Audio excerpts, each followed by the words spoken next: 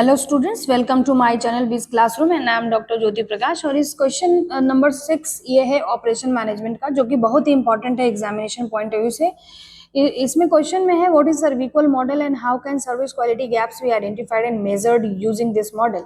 सो अगर क्वेश्चन में कभी ये भी आता है कि एक्सप्लेन सर्विस क्वालिटी मॉडल्स, तो यही क्वेश्चन का आंसर होगा दोनों में। सो चलिए समझते हैं कि अगर ये एग्जाम में आपके अगर ये क्वेश्चन आपके एग्जाम में आता है तो आपको क्या लिखना है। So service quality measure is what. Service quality होता क्या है? इसमें बेसिकली कंपनी चेक कर पाती है कि हाउ इफेक्टिवली या how good a service provider is fulfilling the expectations of the customers. Simply अगर expectations are greater than performance, तब यहाँ पे कह सकते हैं कि perceived quality is less. Obviously customer की एक्सपेक्टेशन बहुत ज्यादा थी और the service has not perform, तो वहाँ पे हम कह सकते हैं कि जो क्वालिटी है that is not good, that's why customers are not perceiving good, और यहाँ पे कस्टमर को डिससेटिस्फैक्शन मिलती है। सो इसको मेजर करने के लिए how effectively means how effectively कहने का मतलब अप टू व्हाट एक्सटेंट, कैसे, तो उसको चेक करेंगे हम। तो सर्विक्वल एक मॉडल है और एक स्केल है जो कि डेवलप किया था जिथमेल, परसरुमन एंड बेरी ने, और इनका ऑब्जेक्टिव ही था कि हम क्या करेंगे, एक स्केल डेवलप करेंगे और उस स्केल के through we will check out the quality of the services. So SERVQUAL was originally measured 10 aspects of the service quality like reliability, responsiveness, competence, access, courtesy, communication, credibility।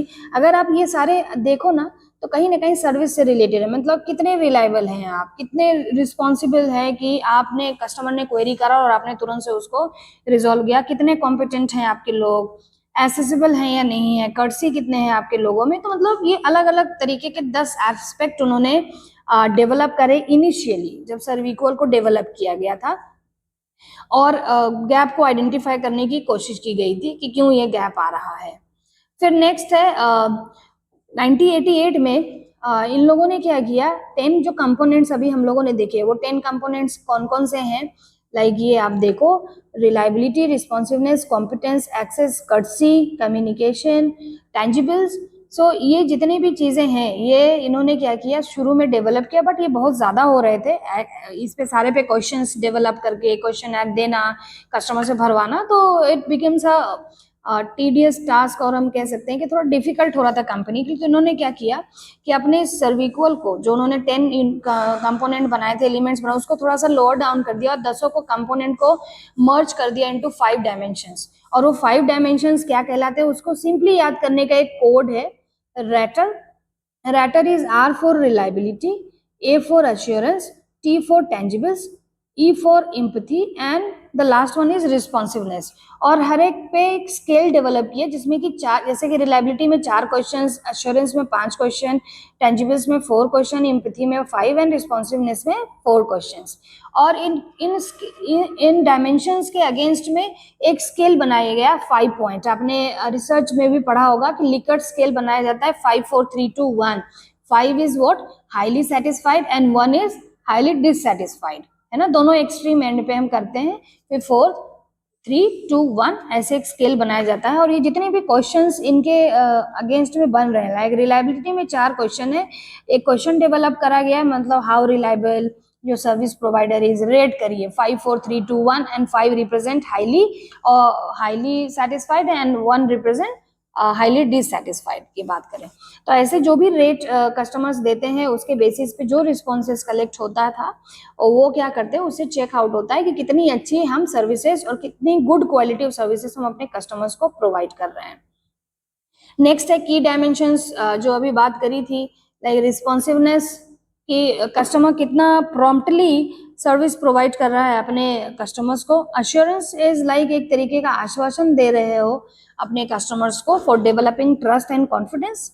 टैंजिबल्स कहने का मतलब वो evidences की हम बात कर रहे हैं कि कैसे आप दिखाओगे कस्टमर्स को कि कितना अच्छा, लाइक इंटीरियर और एक्सटीरियर। सपोज कि हम एक रेस्टोरेंट बना रहे हैं जो हम चाह रहे हैं कि वहाँ फैमिली टाइम स्पेंड करने आए, या फिर कुछ ऐसे रेस्टोरेंट वाले होते हैं जो कपल्स होते हैं उनको अट्रैक्ट करना चाहते हैं, तो उस तरीके से इंटीरियर लाइट म्यूजिक है या थोड़ा सा डीम लाइट करके इस तरीके का एक इन्वायरमेंट क्रिएट करते हैं तो that is all about tangibles. Like उसी तरीके से हम अगर कपड़े वाले सेक्शन में बात करें, शोरूम्स में तो हर जगह लाइट ही लाइट होती है, और खासकर सबसे ज्यादा लाइट कहाँ होती है? ट्रायल रूम में, जहाँ पे डिसीजन हो रहा होता है या डिसीजन लेने का प्रोसेस चल रहा होता है। जो इतनी अच्छी लाइटिंग होती है तो कभी कभी हमारा जो डिसीजन मेकिंग होता है ना, वो क्लियर हो जाता है, वो और स्ट्रांग हो जाता है। So tangibles, empathy is like कि आप जो सर्विस, आप as a service provider, you should take care of the customers by keeping yourself into their places. यानी कि कस्टमर को समझिए, अपने आप को उस जगह पे रख कर कि हाउ दे फील, और उसके हिसाब से उनको असिस्टेंस प्रोवाइड करिए। And reliability is what? Reliability की हम अगर बात करते हैं तो इसका मतलब क्या होता है कि कितना आप अपनी प्रोमिसेस को, जो भी आपने कस्टमर्स को प्रोमिस है, कहते हैं बहुत सारे ऐसे इंस्टीट्यूशन, मैनेजमेंट इंस्टीट्यूशंस के, like we will provide you 100% placement, we will give you this much of salary package. So ये कितना है, और ये पता चलता है बाद में रिस्पॉन्स लेने से कि उन्होंने जो प्रोमिसेस करी थी अपने कस्टमर्स से, उन्होंने फुलफिल किया ही या नहीं किया। If you are fulfilling, obviously like super 30 का एग्जांपल हम ले सकते हैं यहाँ पे, कि सुपर 30 कहता है कि हम बहुत सारे बच्चों में से सिर्फ 30 बच्चों को लेंगे, उन्हीं पे वर्क करेंगे, और ये अश्योर करते हैं कि ये जो 30 बच्चे हैं इनका रिजल्ट आएगा ही आएगा।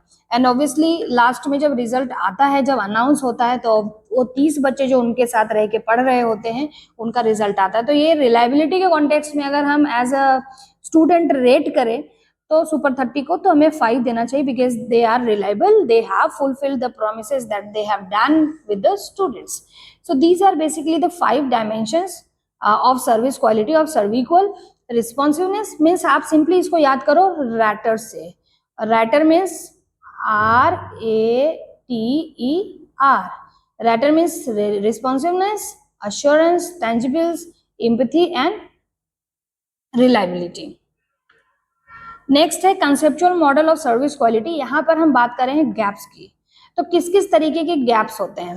तो सबसे पहले हम ऊपर वाले पार्ट को यहाँ पे समझते हैं कि ये कस्टमर का पार्ट है और ये क्या है? मार्केटर का पार्ट है। तो दो एक बीच में लाइन खींची हुई है जो कस्टमर का एंगल भी दिखा रहा है और कंपनी के एंड पे भी क्या क्या प्रॉब्लम्स होती है। So word of mouth, personal needs और पास्ट एक्सपीरियंसेस के बेस पे expected service means by seeing all this. Suppose कि आप एक रेस्टोरेंट में गए थे, आपने वहाँ आपकी सर्विसेज आपको जो मिली वहाँ पे बहुत अच्छी थी, तो on that basis of experience आपने क्या कर लिया? एक एक्सपेक्टेशन बना लिया कि अरे वहाँ जाएंगे तो वहाँ that service provider will give a good quality of food. Personal needs आपकी जैसे रिक्वायरमेंट है उसके हिसाब से। वर्ड ऑफ माउथ कम्युनिकेशन, लोगों से सुन के क्या होता है, customer basically form certain expectations और परसीव क्या कर रहा है वो सर्विसेज के अगेंस्ट में, तो इसको कहते हैं हम कस्टमर गैप। ये कस्टमर गैप कहलाता है, यानी कि कस्टमर ने जो सोचा, जैसा देखा था, सपोज कि student has been promised by an institution that he will get placement with a good salary package, but at the last he has not। तो वहां पे क्या होता है? गैप आता है, यानी कि जो परसीव किया और जो एक्सपेक्टेड था उसके बीच का जो डिफरेंस है उसको कहते हैं कस्टमर गैप।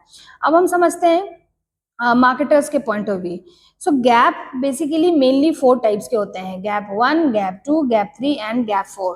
बस ध्यान से सुनिएगा, समझ में आएगा आपको कि ये गैप है क्या। So gap 1 is what? When the company is unable to understand what customer is expecting from us, ये नहीं समझ पाते। जैसे कभी कभी कंपनी नहीं जान पाती है, सर्विस प्रोवाइडर नहीं जान पाते कि भाई क्या चाहते हैं, जो हमारे कस्टमर्स हैं, जो हमारे क्लाइंट्स हैं, वो हमसे क्या चाहते हैं। तो जो कंपनी नहीं समझ पा रही है, आइडेंटिफाई नहीं कर पा रही है, तो इसको कहते हैं गैप 1 और ये नॉलेज गैप भी कहलाता है। गैप 2 आप यहाँ पे देख रहे हो कि सपोज कंपनी हैज आइडेंटिफाई, वो समझ पाती है कि कस्टमर क्या चाह रही है, बट उन्होंने जो अपना प्रोसेस डेवलप करा है ना, that process is not up to the expectation of the customer. Means customers are do not find या are not finding in accessing the service smoothly. ठीक है, सो ये क्या है? एक तरीके से गैप 2 है। इसको हम लोग कहते हैं डिजाइन गैप एक तरीके से, यानी कि रॉन्ग सर्विस क्वालिटी स्टैंडर्ड्स। तीसरा है गैप 3। गैप 3 को हम लोग कहते हैं परफॉर्मेंस गैप। परफॉर्मेंस गैप क्या? कि आपने गैप 1 मान लो कि अराइज नहीं हुआ, सपोज कि आपने एज अ कंपनी कस्टमर की जरूरत को समझा, उसके हिसाब से डिजाइन भी किया, but gap 3 is delivery gap.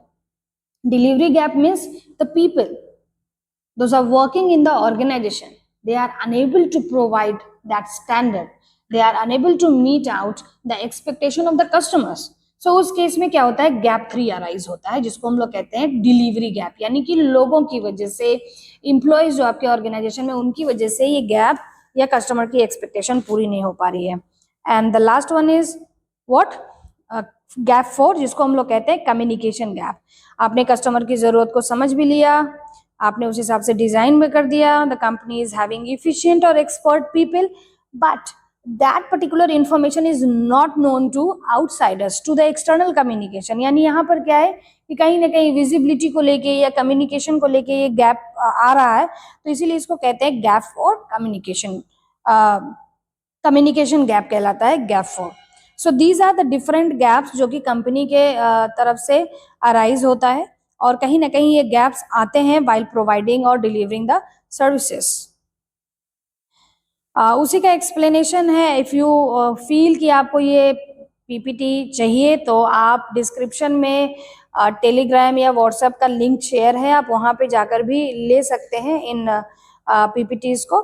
एक एक करके उन्हीं गैप्स को समझाया हुआ है जो मैंने अभी आपको एक्सप्लेन किया है. लाइक गैप 1, गैप 2, कंपनी ने अपने कस्टमर के हिसाब से डिजाइन नहीं करा अपने प्रोसेसेस को, इसको कहते हैं हम लोग सर्विस डिलीवरी गैप, यानी कि कस्टमर कंपनी वो डिलीवर नहीं कर पा रही है जो कस्टमर एक्सपेक्ट कर पा रहे हैं.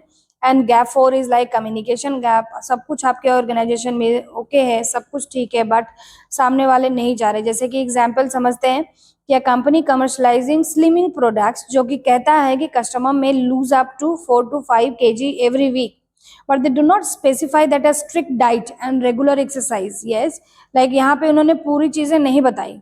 वो ये कंपनी कह रही है कि आप जो हमारा ये प्रोडक्ट है इसको लोगे तो ये होगा, बट उसके साथ साथ ये जितने भी फिटनेस वाले एडवर्टीजमेंट आते हैं ना, उसमें ये चीज नहीं बताते हैं कि भाई एक्सरसाइज तो आपको करना है, लेकिन उसके साथ साथ you have to accompanied with what, a strict diet, and you have to work on what, regular exercises.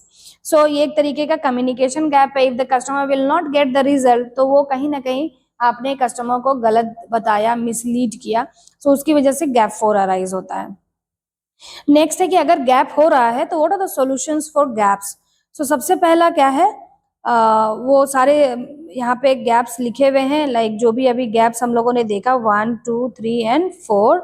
अब उसके अगेंस्ट में क्या क्या मेजर्स लिए जाएंगे. लाइक कस्टमर की एक्सपेक्टेशन को कंपनी नहीं समझ पा रही है, तो ऑब्वियसली उसके लिए कंपनी क्या करेगी, company will do survey in order to know the expectations. फिर सेकेंड वाला जो गैप है उसमें क्या होगा कि डिफाइन स्पेसिफिकेशन, जो भी आप प्रोसेस बनाने जा रहे हो उन एक्सपेक्टेशन के अकॉर्डिंग बनाओ. सर्विस स्पेसिफिकेशन में क्या है, monitor and ensure standards are met, यानी कि जो आप कह रहे हो कि हम आपकी प्रोमिसेस, मतलब हमने जो भी प्रोमिसेस करे है वो पूरा करेंगे, तो द कंपनी मस्ट हैव और should have what, the expert और the eligible efficient manpower into the self, so that कि जब से सर्विस डिलीवरी हो तो अच्छे से डिलीवर कर पाए. And the fourth one is communication gap. Communication कहने का मतलब कि जो भी आप बोल रहे हो, just be truthful, be clear and provide the complete information or the communication to the concerned company, to concern your target customers, so that they do not have what a vague picture about your offerings. And I hope कि मैं आपको समझा पाई हूँ. अगर आपको इसका PDF या notes चाहिए तो आप टेलीग्राम चैनल या हमारे व्हाट्सएप चैनल के थ्रू ले सकते हैं. उसका जो लिंक डिटेल है वो आपको डिस्क्रिप्शन में मिल जाएगा. अगर आपको ये वीडियो पसंद आया हो, अच्छा लगा हो, मैं आपको समझा पाई हूँ, तो इसको सब्सक्राइब करिए, लाइक करिए और शेयर करिए.